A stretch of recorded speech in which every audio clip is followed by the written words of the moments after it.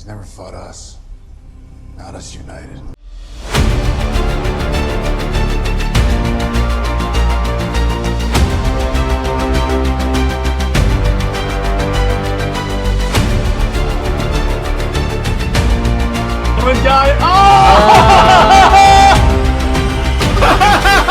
I can so see that.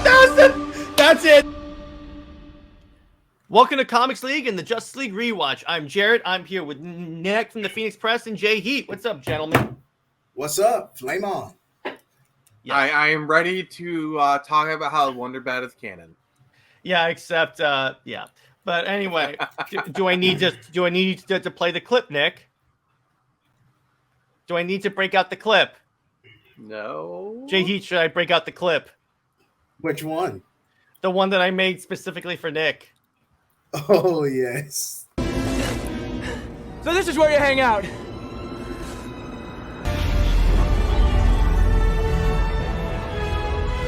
So you and Starfire finally tied the knot, huh?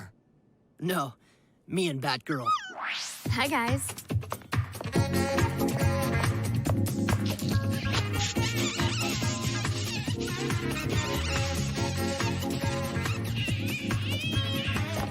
Oh, I do. The cringe. That laugh. The cringe. The cringe. That he had that face. He had the face. He had the face. He had my face when you went Wonder Bat up there. The force of the force be with you. How dare you?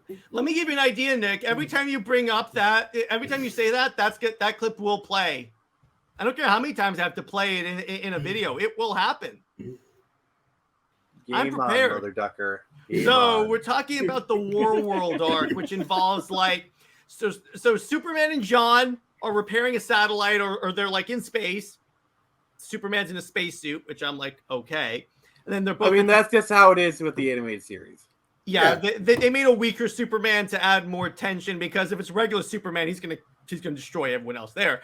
So Jean and Clark are like abducted by Warworld, and Superman is forced to fight in the Gladiator suit. He comes back and brings the suit back with him for Lois Lane. Oh yeah, that's in the comics. But Remember, yeah, not to be confused with Warworld Saga. no. This, Thank you. But yeah, and not to be confused with Warworld Saga. But all right, so Nick, what did you think of this arc as the person that hasn't watched the episode? And what have I said about using the private chat in the midstream? okay, I'll stop. Hey, it's his fault, not mine. And it's true too, though. I'm not going to say it on stream because it's explicit, but still, it's true. But Nick, what did you think of this arc? I found it rather meh. Really? How wasn't so? Wasn't terrible. Like, I'm just gonna straight out say it. This is probably a 6.57 out of 10 for me, just because it's just a battle arc. There's not really much of substance to it. I agree. Mm-hmm. Yeah, like, it's not terrible, mind you. I'm not saying it's bad or terrible. It's just let me put it this way: if this is the worst of Justice League, then that's saying that's saying a lot about the quality of the show. Wow. That was a compliment, brother. Yeah, I know. I have spoken. Yes, he has spoken. But Yeah, yeah, if this is like the low bar, it's the low bar of this show is like leagues higher than the high bar of like so many other shows. I like those odds. There you go. But I mean, yeah, it's not like it's no like star-crossed, in other words. And that those that have watched the rest of the show, unlike Nick, you know what I'm talking about when I say star-crossed. But yeah, it's not like it has like this deep philosophical storyline. I mean, it does deal with Superman and saying about how he still won't kill no matter what, even though in the comics, Superman was murdering Zod for the umpteenth time at the time this was coming out. Yeah, exactly. It's like if anyone that says Superman does not kill in the comics is wrong. That's just the way it works. Is Clark? It's only in the most severe of circumstances. but it has happened. It has happened. It's not like the way I normally say it, superheroes like Superman and Batman will kill. Absolutely. It just won't be their first option. It'll be the last option, but it's not going to be like the first thing they go for. As opposed to like I almost said Tim Drake, with Jason Todd, it's his number one option. It's his first option. Death is the only option. Exactly. But I mean, that is something that comes straight out. That comes straight out of the 90s. I liked it. It would have the thing that would have made this arc so much better would be if Clark went into the middle of the stadium and went, I don't have the clip in here. Are you not entertained? Are you not entertained? Too on the nose. Is there anyone here who'd fight? By the way, that's a really good movie. That is a good Gladiator. movie. And by the way, Nick remembers when Mike Barron was on the show and I had the perfect use of that clip ever. He goes, Jared, were you not entertained when you read my comic? And I go, yeah. So you basically just walked in the middle of an arena and I played that clip. Are you not entertained? Even he loved it. Even he loved it. Even he started laughing. So I was like, yeah. But see, again, that's why I kind of like it. And it shows that, yeah, it kind of shows that like as great as Earth is under the Justice League, the universe still sucks. That's one thing I do appreciate about Justice League is they do put a lot of emphasis on like the intergalactic politics, like the intergalactic going on of the universe, where a lot of comic shows they just focus on Earth. They like may hint like, oh yeah, there's aliens out there, but we don't deal with them very often. Here's the thing: they kind of have to, considering one of their members is a Green Lantern. Okay, and another member is a freaking Martian. Yeah, what's up, Jay Heat? We're focusing solely on JL, not JLU, but from JL alone, which had better world building, JL or Young Justice? Mm-hmm. Now, if we're counting JLU, there was world building abound because you had the new Genesis, you had the new gods. But if we're talking strictly JL compared to Young Justice in the revival, which had more world building or better world building? JL. Still. Still JL, absolutely. Because the thing about it is that JL was able to do it with fewer characters. That's why it's better. Because when you think about Young Justice and the revival had the entire Justice League and the Young Justice, all their cast members. This just had the Justice League and a few other select characters. And the Justice League was just 7 people. Mm-hmm. So I'm like, yeah, this was able to do more with less. That's why I say this is 100% the better world building episode. What do you think, Nick? I can't really comment because I haven't seen all Justice League, though I do give the edge to Young Justice. I'm going to be the contrarian here. Oh, wow. Okay. Well, that's a shame. I may have to break out the clip again. I'm only like that's giving me my new threat throughout the entire show now because since I made something that clearly cringes. I mean, I feel like that clip is only warranted if I bring up Wonder Bat. Yeah, it's gonna. But I don't count that because you just you were just using that as an example. I was tempted to say it again, but do you want to cringe again? Do you want to cringe? I will get you. I'm gonna make a clip for you too. That'll really get you. I mean, Wonder Bat. Bring it on. Wonder Bat is a superior ship anyway, so. Well, here's what I'm going to do, Jay Heat. I'm going to put your logo, like Nick, in front of Captain Marvel, so it looks like her Captain Marvel powers are shooting out of the top of the shield. Okay. And it's going to look like you are Captain Karen. Not much gets to me. You do realize No. I know, what's even better is he's going to take a picture of you. He's going to cut off the head. What I'm going to do... And he's going to put it on top of Brie Larson. And what I'm going to do is on the top of it, on the top of the J Heat logo, on the top of the J Heat logo, I'm going to put like, I'm going to find the effect for like the Tinkerbell magic. And it's just going to say, Marvel. I'm going to forever link Marvel to your logo. But anyway, back. No. What you could do is you could take the O face from Norman Osborn and kind of like and just like the J Heat logo just kind of comes out of the mouth. Oh, geez, that's awesome. But anyway, back to this. So, what do you guys think of Mongol as a villain? Because I think he could be a good villain in a Justice League movie. Pretty good, actually.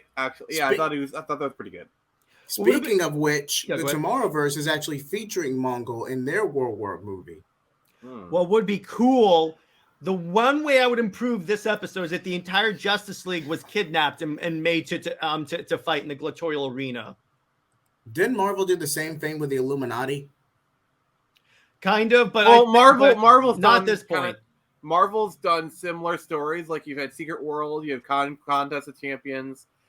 Even X-Men has kind of done similar storylines. Like during the Phoenix Saga, there is one where the X-Men face they face the Shi'ar Empire's champions. I don't think it's the Starjammers, but it's not them. But I know exactly what you're talking about. It's like the last issue of the Phoenix Saga, I think. But, second to last. Yes, second to last stop. But can you imagine if like can you imagine Wonder Woman fighting in this gladiatorial arena? I want to see that. Oh, kind of had that. She'd love it. She'd love it. Watch. She would pull a Gal Gadot and just smile the entire time, and Flash would be like, the Flash would pull the line from Wonder Woman where the guy goes, "I am both frightened and aroused." I gotta I had to say this. The moment that sold Gal Gadot as Wonder Woman for me was in BVS when she's fighting Doomsday and when she gets knocked back and she's like, she just smiles. Yeah, I'm like yes. She's enjoying this. Like, yes. I'm like, okay, that's Wonder Woman. And by the way, that is the moment where I knew she was Wonder Woman. Not in the script. That was Gal Gadot. That was improv.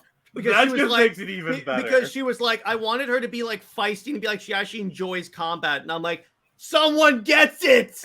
And Zach was like, okay, I like this. That's what it says about Zach. He recognizes that when an actor, he recognizes the time that improv is to the benefit of the character. And my other favorite is when she just smiles and goes, "I don't think you've ever known a woman like me." And I'm like, yeah, that's Diana. That sold her as Diana. That smile line, Nick, sold me as her as Wonder Woman. And I was like, yep, you got it.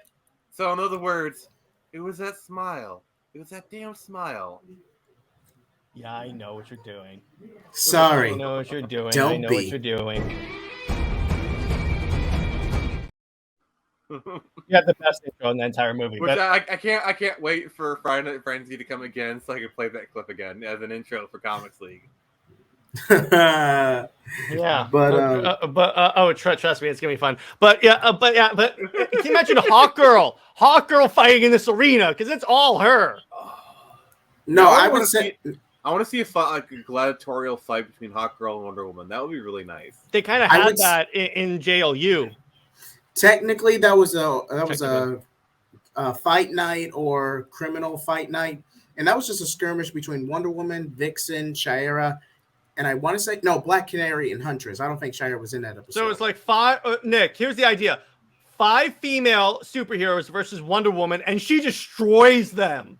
I remember this episode. The only thing that can make that better it's is even if better. this was in a mud pit. No. That would have been a nice touch. She's raised up in the platform. And they go Wonder Woman. And all the females are like, "Oh no," because even they know you don't fight Wonder Woman and survive. Now this was after Starcrossed, so the tensions was really high during this episode. You'll find out why when we get to that point, Nick. You'll get there. The point is, you'll get there. Fantastic. But anyway, onto this. There's so many other characters that I would also love to. How about Batman, the gladiatorial arena? Kevin Conroy's Batman. I don't know. Okay, That we're might be doing a little this. bit one-sided. Yeah, on the side of Batman. They'd be like, "Oh no!" It's like Mongols, like Justice League, choose your champion. They'll take one step back, except for Batman. Then they're like, him. 2 words: death Prep metal. time. Oh, I thought it was gonna be prep time, but okay. That. Oh, you mean in Metal when they all turned into a Megazord? That happened, Nick. Where the Justice League all became a Megazord. Go, Justice League. Not the same tune. That storyline is called Justice League Once and Always. But anyway, that just popped into my head. I could not resist. But hold on, I got it. Go. Oh, dang! I lost it. I had it and I lost it. But yeah, I mean, this is not my favorite arc, but it's still fun too because it still gets the idea of at least this version of Superman where he won't kill under any circumstances. Even he's like, I'm not doing this for his entertainment. What are you doing? Or at least he managed to inspire the other gladiators. So I was like, oh, okay, that's not bad. What the heck? Okay, so again, the group chat, but that I'll allow that one. But all right, so Nick, Nick's face. I know it's great. It's almost as good as when I play my clip. But Nick, would you say that is it accurate to say that this is at the bottom of the arcs for you that we've discussed? Oh, yes. He's sharing screens right now. Yeah, that's what it is, Nick. The toy man. So they're on Warworld. Mongol has these like devices around the Justice League that eliminate their powers, so they have to fight with like swords and shields. Then Toyman so they're fighting like Zords that are made by Toyman. Batman gets eaten by one, and he goes, "Wait, there's a button here. Everyone, get inside your Zords and press the button." And they all merge into Justice League Voltron. And Cyborg goes, "Booyah!" All right, wait, no, McFarlane has an action figure for that, and I want it. I have to say this. I've got to get me one of these. Yeah, there you go. Yeah. And I need that clip. Mando says that too. It's almost like I half expected a Justice Leaguer to go. No pulse. There you go. It's Justice League Rim. But okay, so on that note, so yeah. What was that? Sorry. It's all good. But on that note, yeah, I would say that this is, of the arcs we've discussed, this is at the bottom because the other ones had more like story development, more character development. I still enjoyed this one. Still not bad. This was a two-parter. Yeah. This was a two-parter. Well, they're all two-parters. But my point is that this one had less like story development than the other ones did, and like less real character development because we know Superman's and not they told me Gladiators. Yeah. But Jay Heat, where does this rank for you among the arcs up to this point? I have been following along your rewatch, and I will say the World War two-parter was a little dim because again, it felt like a one and done. Mm-hmm. Now, Mongol does make another appearance later on, and it's based on a very iconic story. Mm-hmm. So that one's an improvement compared to this one. But I know what you're talking about. Is it on a certain character's birthday? Mm-hmm. Nick, it's actually in the first season of JLU. Oh, are we talking about for the man who has everything? Yes. Yeah. They literally adapt that. Yeah. I'm actually pretty excited because that's based off an Alan Moore story. My favorite is when they're walking there and the Wonder Woman goes, "What'd you get him?" "What do you get from the man that has everything?" And he gets him cash. What's your superpowers again? I'm rich. But I think that's such a great line, the way Ben Affleck delivers that. But on that note, I think it's a good place to leave this because that's about all we can say on this episode. It's still fun. I enjoyed it. But it's mostly action. There's not really a lot of depth to it. This was mostly, yeah. The next arc is The Brave and the Bold, where the Flash and Green Lantern team up to fight Gorilla Grodd, and I believe this is the arc when the Justice League are turned into gorillas. Oh, yeah, I remember that. So you're saying things are about to go apeshit? Yeah. Or hairy, they get perhaps. There's a lot of monkey business in this episode. You ruined it. I was going to say that I guess they're monkeying around, but you ruined that. Thank you. But anyway, so Nick, where can one find you, and what have you got coming on the channel? All right, so you can find me on Twitter at the Phoenix Press, YouTube, just search the same. Right now, I'm heavily promoting Screecher issue. I'm not Tar Samurai issue 3. Sign-ups are up for that. There'll be a link in the description of this very episode. So if you are so inclined, please feel free. And just got the Friday Night Frenzy coming up, and then Super Splitscreen Brothers on Wednesday. Can't wait for Friday to harass Jared more with some Wonder Bat. It'll be great. And then also on 420, we will be doing a stream to talk about Power Rangers Once and Always. I'll be there in spirit. Yes, someone has to be a responsible adult. Someone has to work. But Jay Heat, what about you? I recently did a team up with Pika Shade. Shout out to him on If Super Son's a Dead IP. I talked to him and another guest streamer. And then I collabed with Tevi on his channel about Son of Kal-El review. And that Tevia just ranted the entire time. It was a good laugh. We love you, Tevia. We love you. But so I guess when he say, "Are you high?" Multiple times. So I guess you were just there for the looks. I mean, someone had to class up the stream. Yeah, exactly. But yeah, so great job. It's always fun to have Tevi on the show and hear him going on a rant. It's actually a fun game to see how he links the topic to Super Sun. So actually it's fun. It's a new experience every time he comes on. So it's all good. It's all good. And Tev, if you're watching, we love you, brother. But on that note, by the way, Tevia? so for me, Go ahead. for me tomorrow, I'm covering on Wednesday Sheriff of Babylon, and on Friday I can't wait for Comics League Dark, where I can play that clip again to introduce Nick. That by the way, that is his entire the whole I Am Phoenix thing. No, that's gone. This is the new one. As long as he brings up petty. Wonderbat. You are petty. For as long as he brings up Wonderbat, that will be his intro. Even on streams on his thing.